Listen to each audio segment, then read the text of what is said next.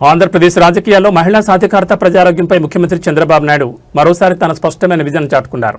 త్వరలోనే ఆడబిడ్డలకు రాజకీయాల్లో 33% రిజర్వేషన్లు రాబోతున్నాయని ఆయన కీలక వ్యాఖ్యలు చేశారు. అదేవిధంగా రాజధాని ప్రాంతం అమరావతికి అత్యున్నత వైద్య సదుపాయాలను తీసుకొచ్చేలా భారీ హామీ ఇచ్చారు. మహిళా రిజర్వేషన్ల అంశంపై సీఎం చంద్రబాబు ఆసక్తికర వ్యాఖ్యలు చేశారు. గతంలో విపక్షాలు మహిళా రిజర్వేషన్లు అడ్డుకున్నాయని, కానీ త్వరలోనే చట్టసభల్లో ఆడబిడ్డలకు 33% కోటా అమలు కాబోతుందని ఆయన ధీమా వ్యక్తం చేశారు. మహిళా శక్తికి ప్రాధాన్యత ఇచ్చినప్పుడే సమాజం అభివృద్ధి చెందుతుందని ఆయన పునరుద్ఘాటించారు. కేవలం రాజకీయాలే కాకుండా సామాన్యుల ఆరోగ్యానికి భరోసా కల్పించడమే తమ ప్రభుత్వ ప్రాధాన్యతని ముఖ్యమంత్రి స్పష్టం చేశారు. ప్రతి ఒక్కరికి మెరుగైన వైద్యం అందించాలనే లక్ష్యంతో అమరావతిలో ఈఎస్ఐ ఆసుపత్రిని ఏర్పాటు చేయబోతున్నట్లు ప్రకటించారు. కార్మికులకు, పేదలకు చేరువలు, అత్యాధునిక వైద్య సేవలు అందుబాటులోకి తేవడమే తమ ఆలోచన అని చంద్రబాబు వివరించారు. రాజధానిలో ఈఎస్ఐ ఆసుపత్రి ఏర్పాటు మరియు మహిళా రిజర్వేషన్లపై సీఎం చేసిన వ్యాఖ్యలు ఇప్పుడు ఏపీ రాజకీయాల్లో చర్చనీయాంశంగా మారాయి. అమరావతిలో కూడా ఈఎస్ఐ హాస్పిటల్ పెట్టి ముందుకు తీసుకుపోవడానికి ఆలోచిస్తున్నాం. నా ఆలోచన ఒకటి, సమాజంలో ఆరోగ్యం ఉండాలి, అందరికీ మీ ఆదాయాన్ని పెంచాలి, జీవన ప్రమాణాలు పెంచాలి, ఇంకో పక్కరు అందరూ ఆనందంగా ఉండాలి.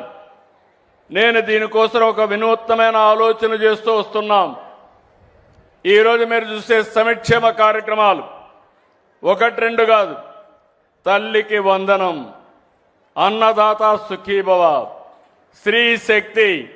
మా ఆడబిడ్డలు మగవాళ్ళు ఎంతమంది ఉన్నారో మీటింగ్లో, మా ఆడబిడ్డలు అంతమంది ఉన్నారు. ఇది శుభ పరిణామం, ఇది ఒక పెద్ద మార్పు.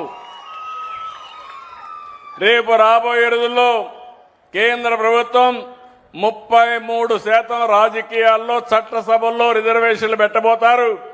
మొన్నైతే అపోజ్ చేశారు, కానీ తప్పకుండా సాధిస్తాం. మా ఆడబిడ్డలు 33% చట్టసభల్లో ఉంటే ఆ చట్టసభలకే శోభ వస్తుందని చెప్పి కూడా నేను మీకు తెలియజేస్తున్నా.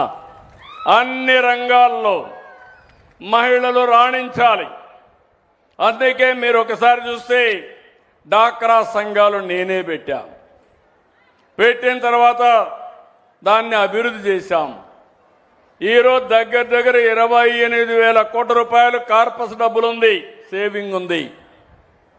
దగ్గర 50,000 కోట్ల రూపాయలు అప్పు తీసుకుంటే తిరిగి పెద్ద ఇండస్ట్రీస్ ఇక్కడ ఉన్నారు, కానీ వీళ్ళైనా ఒక రోజు లేట్ చేస్తారు, కానీ మా ఆడబిడ్డలు మాత్రం చెప్పిన సమయానికి రీపే చేస్తున్నారు. నాన్ రీపేమెంట్ చూస్తే 0.2%.